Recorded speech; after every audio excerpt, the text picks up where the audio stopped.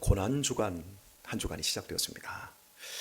그런데도 미가서를 오늘 함께 여러분과 보려고 합니다. 제 기억에 한 3년 전에 고난주간에 보았던 예수님의 가상 7원에 대해서 살핀 것이 제 기억 속에 있습니다. 왜 제가 이 고난주간에도 계속해서 미가서를 가고 있는가? 제가 실력이 부족해서 그래요. 근데 이런 부분들도 있지만 우리 기독교 신앙에 있어서 가장 중요한 그 본질이 무엇인지를 여러분들에게 일부러라도 좀 보여주고 싶어서 하는 겁니다. 저는 지금까지 이 교회를 20년을 섬기면서 사순절이라고 하는 설교를 단 한 번도 해본 적이 없어요. 대림절에 대해서도 단 한 번도 여러분에게 가르쳐 본 적도 없어요. 그런데 우리 성도님들이 기도를 하시면 사순절 얘기를 잘 하시고 대림절 이야기를 잘 하세요.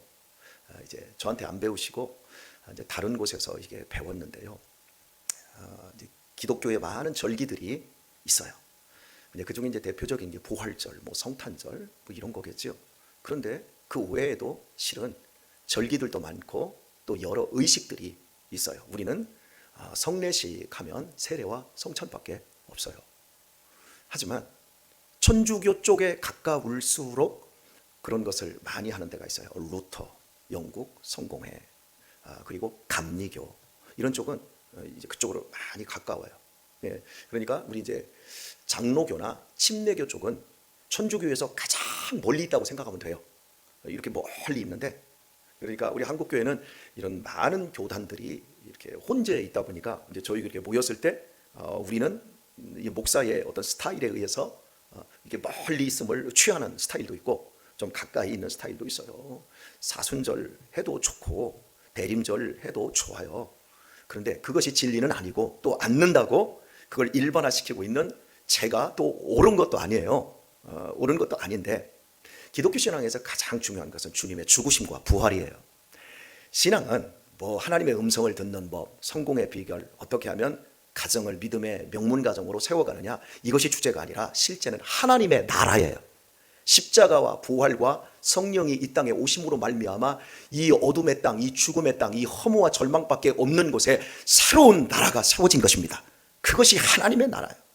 이 하나님의 나라를 우리들이 잃어버리면 자꾸 종교적으로 기독교 신앙을 종교화를 시켜버려요. 그래서 무슨 의식을 크게 행하고 무슨 나를 굉장히 엄숙하게 지키고 결국 자꾸 이제 바리새인 쪽으로 갈 수 있는 위험성이 상당히 많아요. 물론 우리가 어떤 예식들을 절기를 잘 지킴으로 말미암아 예수님의 고난에 더 집중할 수도 있고 부활의 그 영광에 더 우리가 한층 더 올라갈 수도 있는 것이 사실이에요. 그런데 인간의 종교성이라고 하는 건 타락해 있어요. 계속해서 종교화시키려고 해요. 포장지는 기독교인데 실제로 추구하는 그 내면을 보면 자기 욕심, 자기 생각을 이미 다 가지고 왔어요. 그리고 거기에 흡족하게 만족시켜주는 교회의 시스템과 목사의 사탕 발림을 듣기를 원하는 이런 부분이 있어요. 그래서 나는 이렇게 해서 이 부분에 대한 신앙에 나도 했다. 나도 충분히 고난주간을 지키고 있어. 나도 이 사순절에 충분히 주님의 죽으심을 묵상하고 있어. 이렇게 말을 합니다. 여러분 묻습니다. 주일이 중요해요? 월요일이 중요해요? 네? 주일이요? 네, 주일이 중요해야 됩니다. 그러면 월요일은 안 중요해요? 피곤하고 정말 월요일은 없었으면 좋겠어. 이놈의 월요병, 또 그 징그러운 그 직장, 그 상사 또 만나야 되고 또 버겁게 또 살아야 되고 이런 부분들이 있단 말이에요. 주일날이 중요한 이유는 주일날만 있으면 중요하지 않아요. 월, 화, 수, 목, 금, 토가 있으니까 주일이 중요한 거예요. 여러분이 주일에 충분히 쉼, 영혼의 쉼을 갖고 여러분의 육체가 영혼이 쉼으로 말미암아 육체가 다시 한번 힘을 낼 수 있고 이런 과정들이 중요한데 맨날 쉬어봐요. 여기 은퇴하신 분들 계시죠? 맨날 쉬어봐요. 그러면 그날이 된다니까요. 주일날이 거룩하게 우리 속에 느껴지는 이유는 일반 주일날을 통해서 주일날만 거룩하게 복받는 날이 아니라 주일날을 기점으로 모든 일주일의 삶을 복받는 삶으로 나아가는 것으로서의 중요한 것입니다. 그날만 중요하고 나머지 시간은 중요하지 않은 게 아니에요. 그러니까 기독교 신앙에서 가장 중요한 건 예수님은 지금 십자가에 못 박힌 것도 아니시고 이제 우리가 기도해주고 우리가 소원하고 있어야 주님이 이번 주 지나서 다음 주일날 새벽에 다시 부활하는 것도 아니고 매 순간순간이 부활절이고 매 순간순간이 고난주간인 거예요. 이렇게 우리의 삶에서 믿음의 삶을 살아내는 것, 우리가 갖고 있는 신앙이라고 하는 것과 내가 살아가는 삶의 갭이 너무 큰데 그것을 좁혀가는 이 삶, 이것이 개혁신앙의 관점이에요. 그래서 1517년 10월 31일 날 루터에 의해서 종교개혁이 시작되고 나서 칼빈, 쯔빙글리 이런 사람들에 이어지다가 결국 제세례파라든지 스코틀랜드 장로교회라든지 이런 것들이 쭉 이렇게 더 심화되어져 가는 과정 속에서 목사들이 가운을 아예 입지도 않고 많은 그 천주교의식에서 있었던 것들을 다 의식들을 다 제해버렸어요. 그리고 삶이다. 신앙은 종교가 아니라 삶이다. 삶으로 살아내는 것이다. 이쪽으로 맞춰졌는데 이게 자꾸 이제 어디로 가냐면 다시 옛날 그 자리로 자꾸 돌아가고 있는 그런 모습들이 상당히 많아서 제가 좀 고집스럽게 저는 이 부분으로 가고 있습니다. 그러니까 여러분들 사순절이나 고난주간 뭐 대림절 이야기하실 분들은 계속 이야기하세요. 뭐 그게 나쁜 게 아니니까, 큰일 나는 거 아니니까.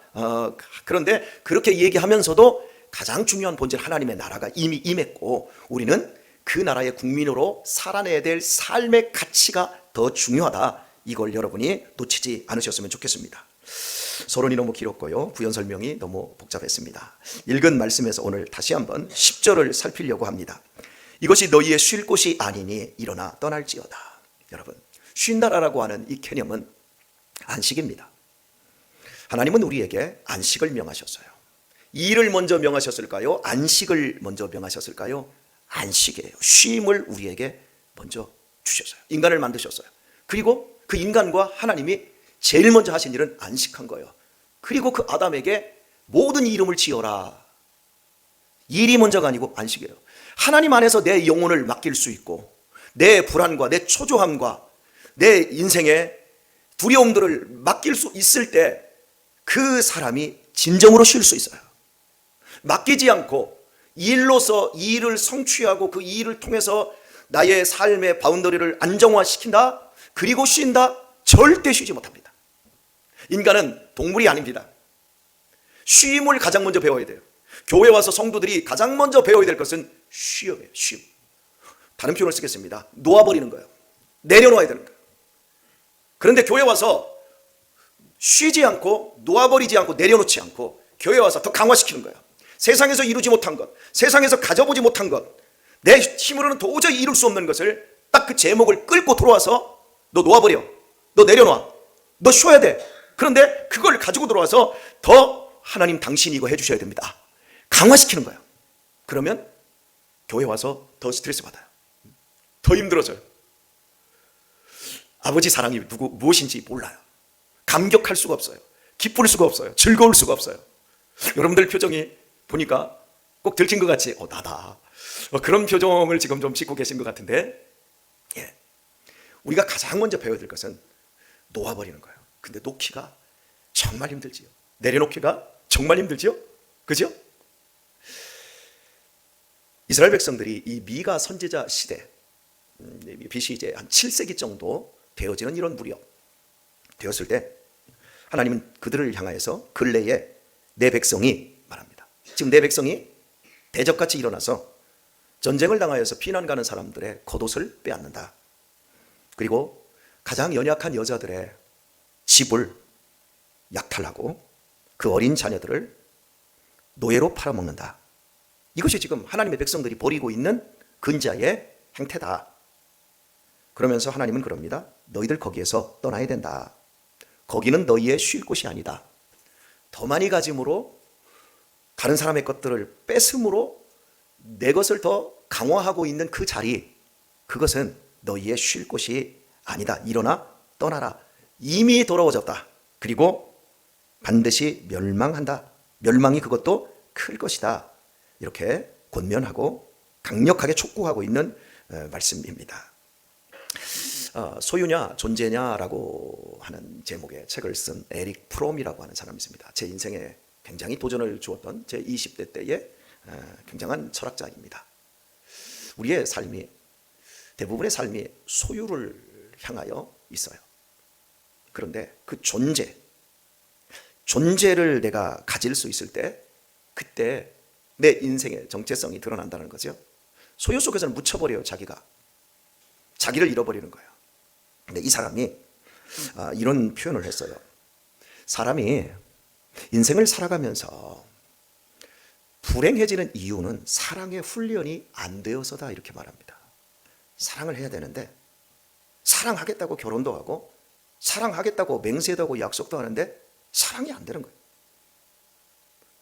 그 이유는 훈련이 없어서 그렇다는 거예요.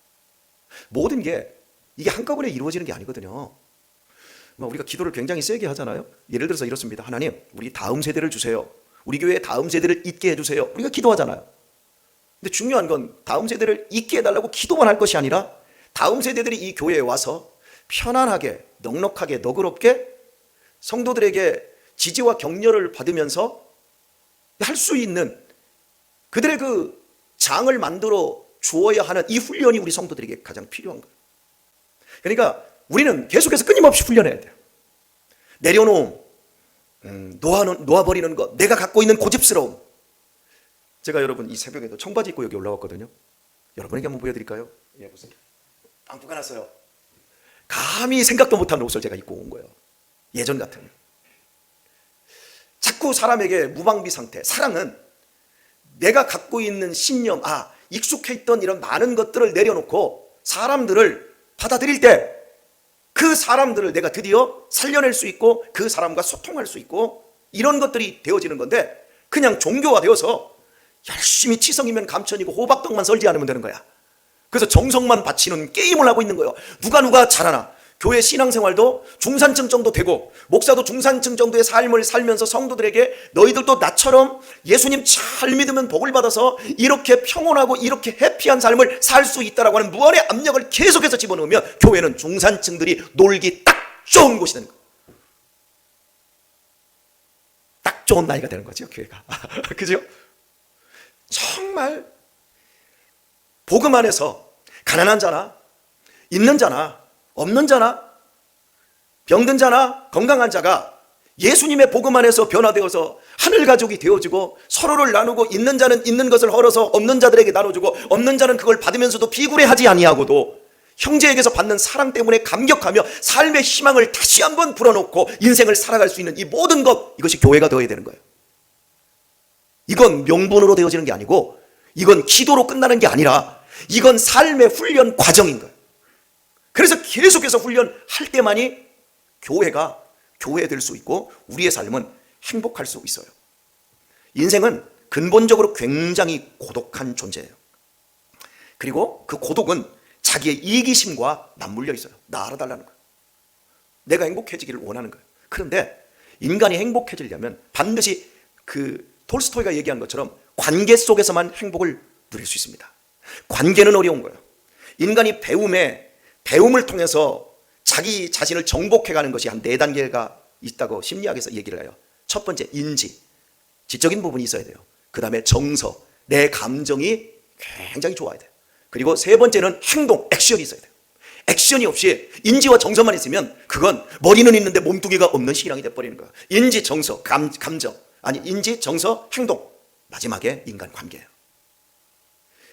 가장 결정적인 게 인간 관계인 거예요. 이 훈련을 교회에서 하는 거예요.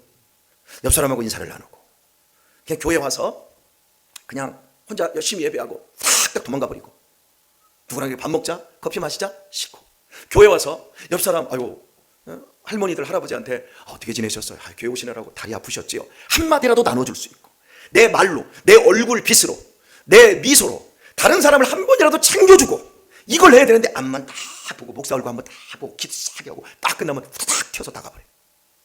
관계가 빠져버렸어요. 액션이 빠져버렸어요. 정서가 빠져버렸어요.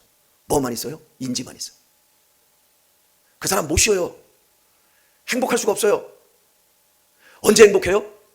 그가 내 이름을 불러줄 때.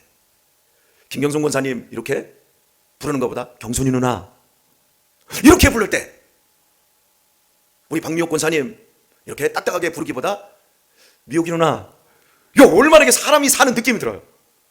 내은아, 이게 좋지? 내은 권찰, 강내은 집사, 이게 그렇잖아요. 그지요, 동순이 누나? 왜 얼마나 이게 좋냔 말이야. 이게 살아있어야 돼. 이게 훈련이 되어야 돼, 이게. 근데 우리는 막 거룩하고 엄숙하고 교회 교인들끼리는 서로 절대 속에 있는 얘기를 하면 안 돼. 여기서 얘기하면 내 얘기가 저기서 돌고 저기서 되고 뒷담화 막 돌다가 여기서 알담화가 되고 큰담화가 돼가지고 나중에 이 머리통을 때려.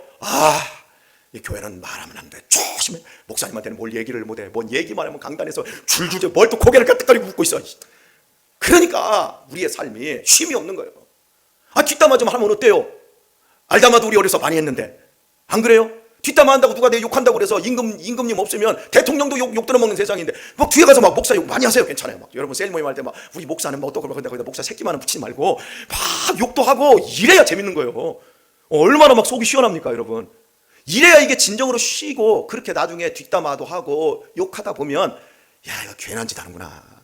사람이 자기를 고칠 때는 내가 저 인간 욕을 했는데 그 인간보다도 내가 더 말종이라는 걸 직접 당할 때 그때 사람이 자기를 고치려고 들지 그렇지 않고는 절대 못 고쳐요.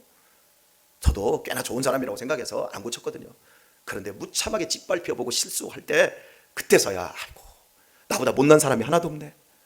어떻게 목사님이 어떻게 목회를 저렇게 나는 당신보다는 더 잘하겠다. 내가 담임 목사가 되고 그러니까 내가 담임 목사가 진짜 돼 보니까 그분들이 다 위대하게 보이는 거예요. 그러면서 내가 이렇게 교만했구나. 그러면서 나를 내어 던지게 되어지고 놓아버리게 되고 내려놓게 되고 아버지 살려주세요 이러면서 다 끝난 게 아니더라고. 된 것 같은데 또 박살나고 또 이루어진 것 같은데 또 깨지고 그러면서 이거 언제까지요 하나님? 그랬더니 하나님이 대답을 안 하셔. 왜? 무한하시니까. 훈련 잘 해야 됩니다. 오늘 말씀 맺도록 하겠어요. 우리 지나가는 인생살이를 살고 있습니다. 그리고 인생살이는 살벌한 전쟁터와 같습니다. 모두 허덕이고 있고 모두 힘겨워하고 있습니다. 모두 주일날 은혜 받는 자리에 있고 싶어합니다. 오늘같이 월요일 여기에서 지금 끝나고 바로 살벌한 직장으로 나가야 되는 우리 동민이도 있고 참 힘든 인생 길입니다. 여기에서 우리가 어떻게 살아야 될까요? 필승불패의 사랑으로 하나님이 우리를 당신의 자녀로 선택하시고 우리를 불러주셨고 우리를 이끌고 가고 계십니다. 사랑이라는 이름 하나로 하나님은 우리를 십자가의 대속으로 구원하여 주셨습니다. 선물로서의 구원과 삶을 우리에게 허락해 주셨습니다. 그게 우리 모두가 누리고 있는 생명이자 감격입니다. 그렇다면 우리 이제부터 어떻게 살아가야 될까요? 같은 믿음의 동지자 형제로서 손을 한 번이라도 더 잡아주고 어깨라도 한 번 더 도닥거려주고 차라도 한 잔 대접하며 우리 사랑의 훈련 속에서 더욱더 아름답게 빚어가야 되지 않겠습니까? 무서운 강도가 되고 교회 안에서 돈 빌려주고 돈 이자 받고 막 체주가 되어서 나중에 돈 못 갚으니까 멱살제비하고 싸우고 머리끄댕이 잡고 이거 제가 다 본 거예요. 교회 안에서. 이렇게 살벌해진다면 어떻게 하나님의 나라가 우리 가운데서 세워질 수 있겠습니까?